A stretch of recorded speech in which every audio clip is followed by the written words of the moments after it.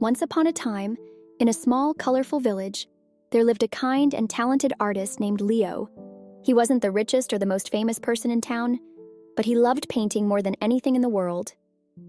Leo spent his days creating beautiful pictures of nature, animals, and the people in his village. He never asked for money, and instead, he gifted his paintings to anyone who smiled at his work. One day, the village announced an art contest.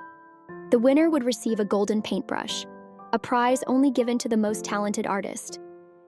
Everyone in town was excited, especially a proud and boastful painter named Victor.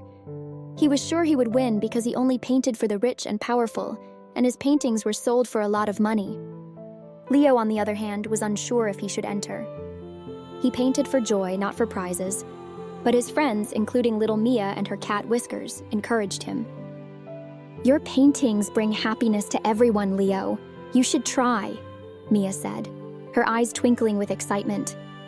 The day of the contest arrived, and the villagers gathered in the town square. Artists set up their easels and began painting. Victor painted a grand picture of the king's palace, full of gold and jewels. The villagers gasped at its beauty, but Leo didn't feel discouraged. He simply picked up his brushes and began painting what he loved most, his village. Leo painted the children playing in the fields, the baker handing out warm bread, the kind old woman feeding birds, and the sun shining gently over their happy little home.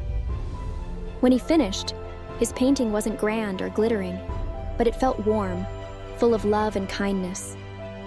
When the time came to choose the winner, the judges walked around looking at each painting.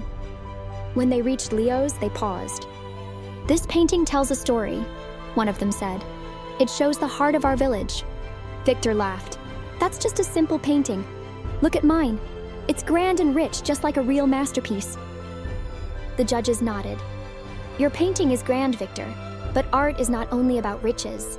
It is about feelings, kindness, and heart." The crowd cheered as Leo was announced the winner. He was given the golden paintbrush, but instead of keeping it for himself, he smiled and handed it to the children of the village. "Art belongs to everyone," he said, "and anyone can create something beautiful."